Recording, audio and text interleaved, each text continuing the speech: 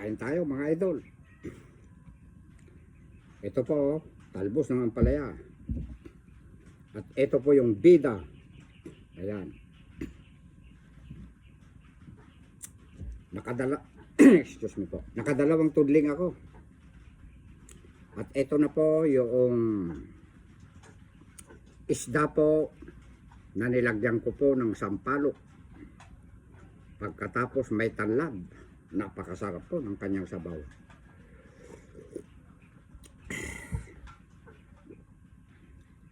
Walang kokontra sa kanin ko.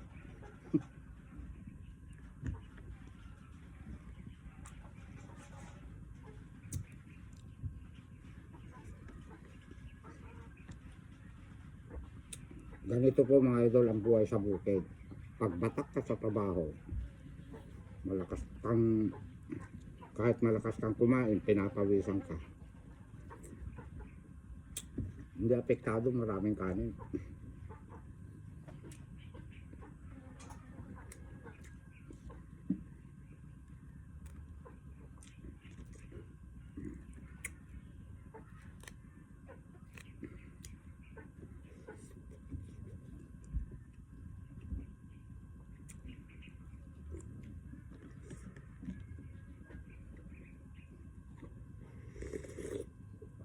Wow.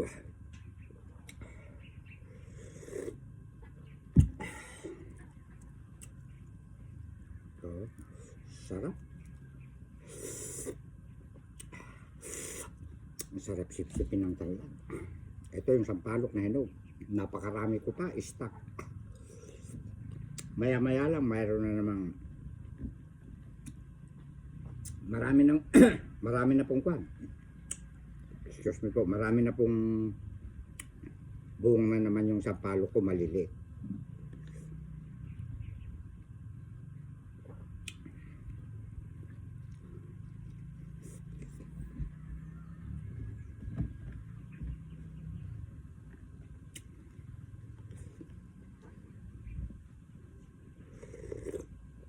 Siya nga po pala,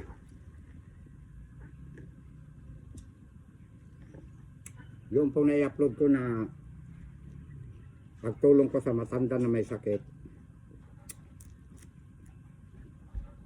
binabaha po sila.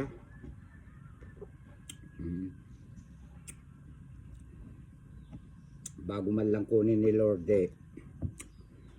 pero matagal pa. Sana humaba pa ang buhay. Pero ang lahat tayo mga idol, kukunin tayo ni Lord. Bago man lang kunin siya ni Lord, mga idol, naabutan natin siya ng kahit papano, kahit konti lang, maligaya siya. Malungkot po ang kanyang mukha dahil meron po siyang nararamdaman. Hindi po katulad ni Manang Ising na tiga Parugdrog, na masayang masaya, wala siyang sakit.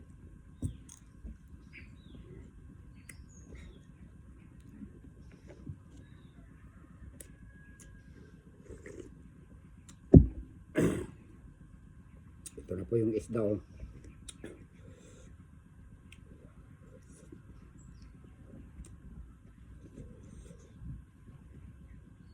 Alam niyo, mahal na mahal ako ni Elizabeth. Malapit na kaming mag 4 years.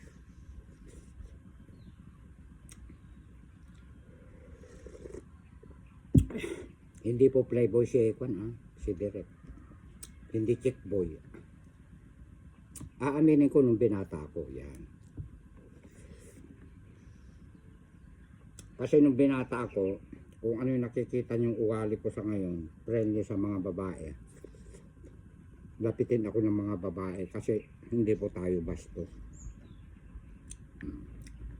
Joker tayo, marunong tayong magpatawa. Kapag kasi ang isang tao, pag napatawa mo siya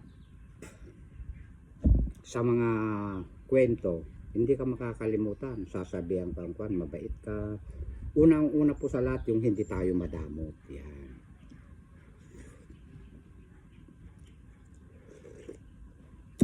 Kasi kwan na yan pag magkakasama yan bahala na kayong kwan umintindi.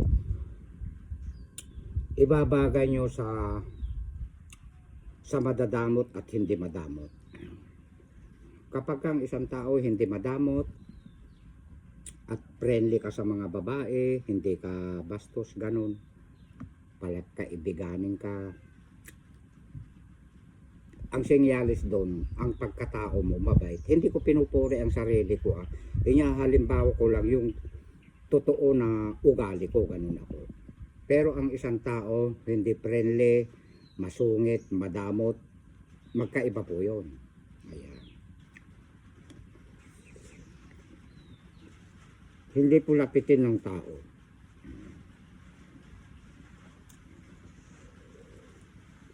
Sabihin natin halimbawa, mayroong mas malapit, may mga halaman. Humingi tayo dyan kay Kwan. Ay, madamot ka. Iiwasan ka ng tao, madamot ka. Paano walang pambili? Ang makakalapit lang doon yung may pambili. Sa akin, dire-diretso sila dito.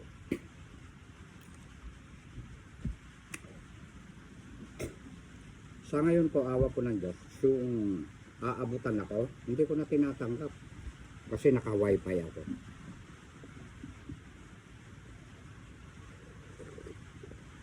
Pero si Elizabeth nung araw, wala akong wifi, nagtatanim ako ng mga gulay, kinukuha niya, binebenta niya. Nilulugan niya ako.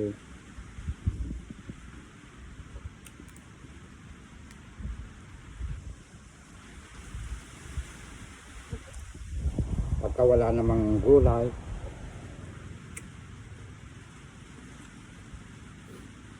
dinadala niya ako ng ulam. Magkano naman kako ito? Nakalista. Kaya mo.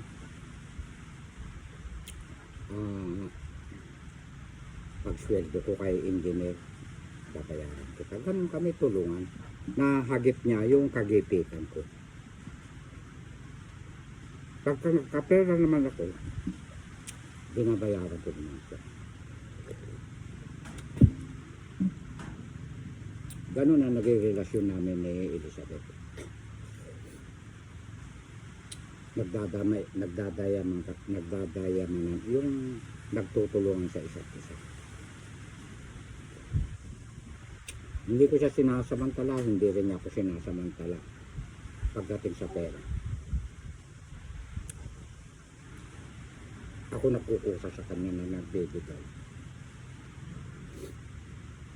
Minsan ang sinasamantala lang niya sa akin, gulay ko. Okay lang yun. Kasi binibigyan din niya naman yung kanyang mga kapatid. At yung iba binibenta niya. Hindi na ako nangingi, hindi na niya ako niluludan kasi naka-wifi ako dito kay engineer. Shout out po kay engineer Lauro Panglinan na ang aking amo.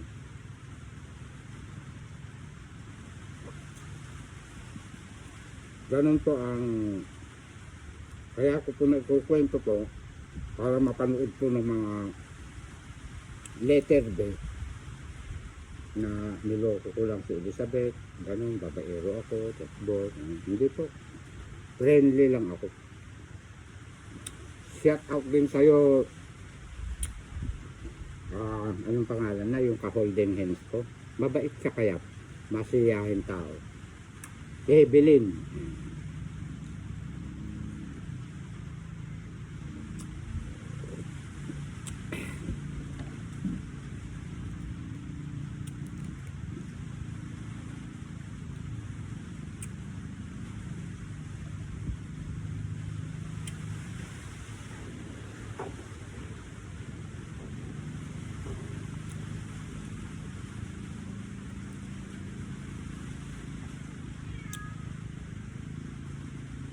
Sa lahat po ng mga gustong makimukbang sa akin, mapalalaki o mapababae o mapadalaga, mapabinata, pumunta lang po dito.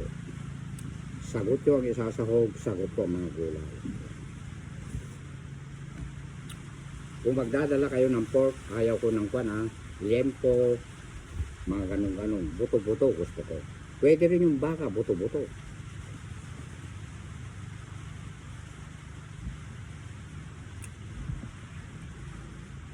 Kumakain ako ng karne, kaya lang hindi madala. Mas lamang sa akin ang gulay. Pero nung binata ako, yung nakikiwal lang kami, naghahanap buhay sa bukid, libre pakain. Karne, isda, dinengdeng, kapdet, mga ganyan.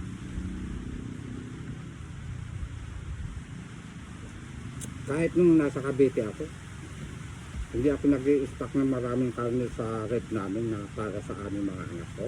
Hindi. Yung lamang ang isda, puro isdang dagat, mga gulay.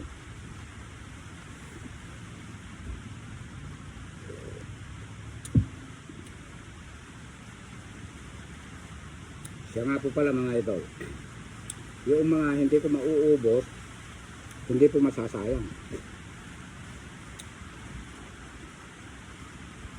May aso ako.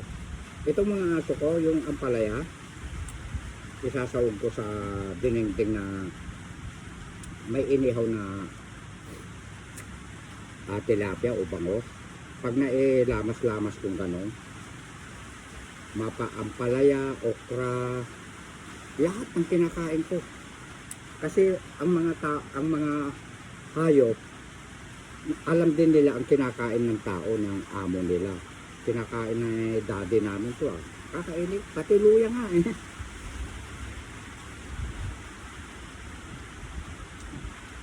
Si ganado ko naman, pinaktis ko yan sa kwan na kumain ng kamatis. Binyak-jak ko yung kamatis, binuhusan ko ng sabaw ng sardinas. Gusto rin yung iba, kaya lang dinidila-dila lang yung sardinas. Pero si ganado, talagang pinapangos na yung kamatis.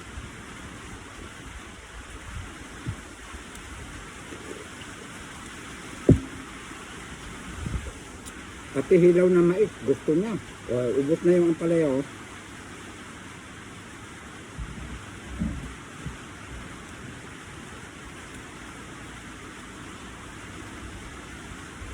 Ang naiwan sa akin totoo.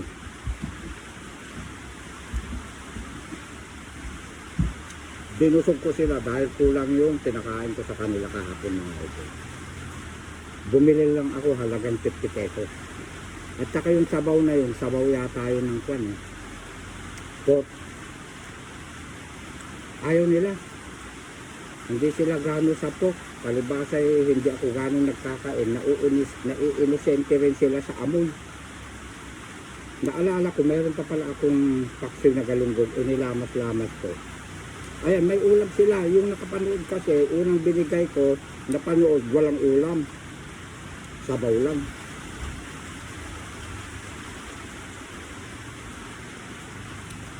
Sa page ko, hanapin nyo, ando doon yata yung galunggong na pinaulam ko. Sa Duro Fernandez.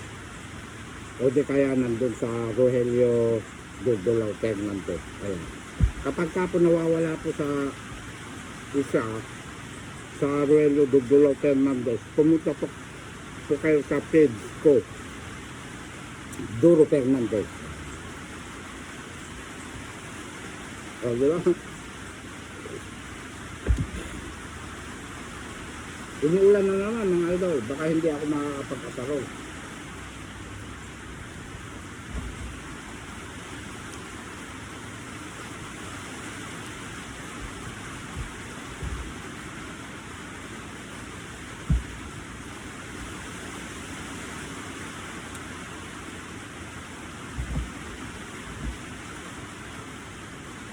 Ang sarap kumain pagka pagod tayo mga idol.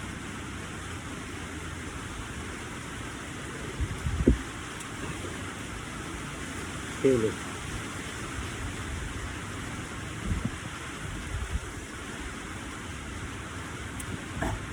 Ipakita ko yung pinaglulutuan ko. Ayan o, malinis yan mga idol.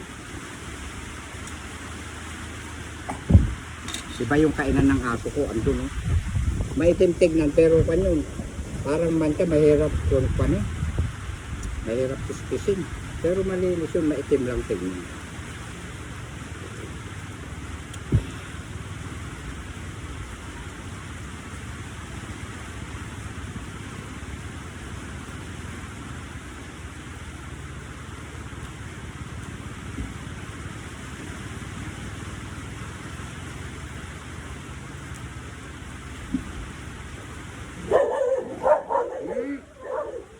May bisita ako. Sino kaya itong mga ito? Duman ako kanina dun sa aking darling honey my love kay Elizabeth eh. Pupunta raw sila dito ni Tese. Manghihingi ng gulay. Baka siya na yan. Dito sila manananghalian siguro.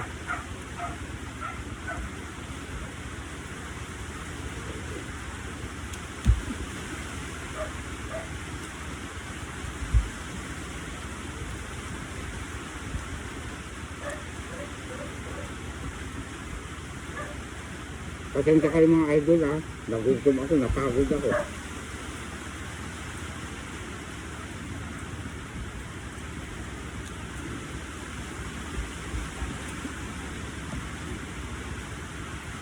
Ito na nga. Dumaki nga sila.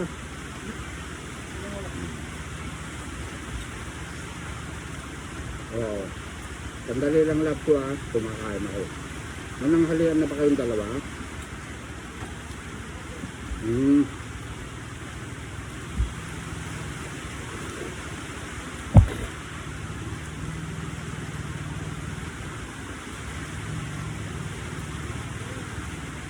Nakakatatlong isda na ako. Konti na lang yung kanin ko. Alam niyo mga idol,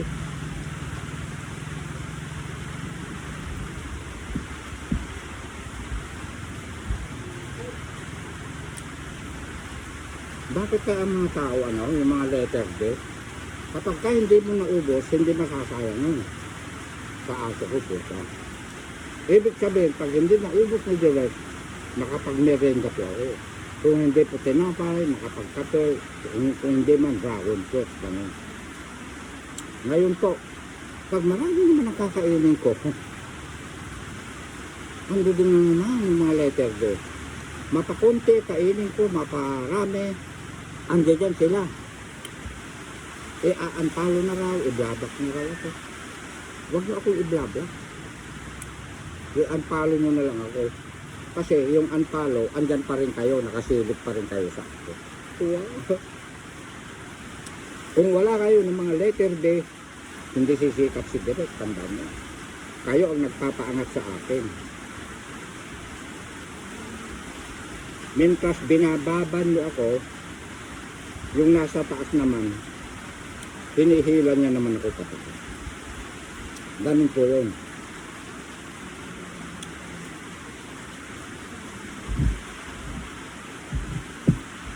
Alam nyo, nung hindi pa ako sikat-sikat, hindi pa naman ako yan kasikatan. Natutuwa ako sa mga sa mga vlogger na mga sikat. Hindi ko pa alam ng araw yung na yan. Yung mga magko-comment ako ng hindi maganda para maging letter B ako. Hindi ko alam yan. Kaya lang, ang ginagawa ko, pag hindi ko sunada yung isang content niya, ini-skip ko, naghahanap ako sa ibang videos niya. Ayun, andun na naman yung kursunada ko. Never po na hindi ako nagko-comment. Never po na nag-comment ako ng mga pangit. Ini-skip ko na lang, ini-scroll ko na lang. Kasi marami naman doon na tayong mapagpipilian. Yun po ang punto ko. Kaya siguro, ang lahat ng nilalaman kasi ng ating puso, alam po nung nasa taas. Kaya siguro tayo, tinutulungan ni Lord. Pinopromote tayo ni Boss M.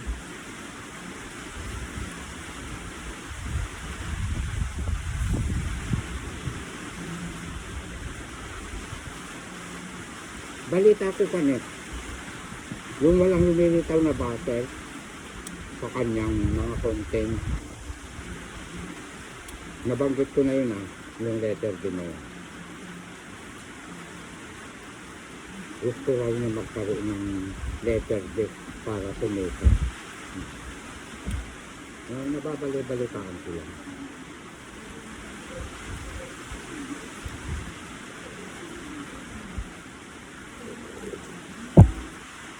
Wala ba? Magsabayat. Okay na lang Okay na lang. Marami ang kanina.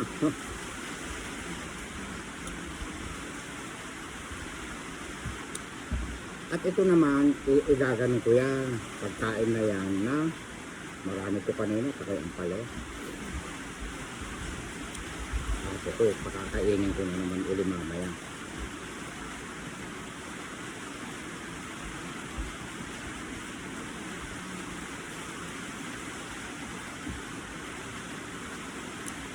Masarap itong kwan. Binili ni Elizabeth na isda. Kaya lang matinig.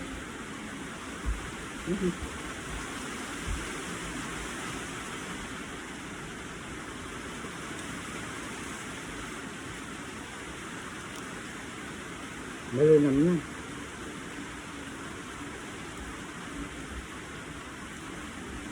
Nakaapat ako. Marami pa din. Diyan sa baka hahaba na. Ang sabi sa akin ng admin ko, wag ko raw hahabaan. Kailangan bababa sa 20 minutes. Mahirap daw i-upload mga idol pagka mahaba. Dito natatapos ang mukbang ni Direk, mga idol. Maraming salamat. Pero yung mga letter B na yan, mahal na mahal ko yung mga yan. Nung una nabibigla ko, umukulo ang dugo ko. Hindi ko pa kasi ganong nauunawaan. Pero ngayon nauunawaan ko. Sila pala ang nagpapasikat. Huwag lang natin re-replyan din na gagantihan ng hindi maganda. Lalagpasan na lang ko. Kasi magtatanggol, makakabasa yung mga totoong nagmamahal sa atin. Kaya maraming salamat sa inyong lahat. Ang lahat tayo dito sa larong mundo na ito ni Boss M, magkakasama po tayong lahat dahil sikat na tayong lahat sa social media. I love you. Ikat mo na direct at may bisita ka. Bye bye. Ikat mo na direct.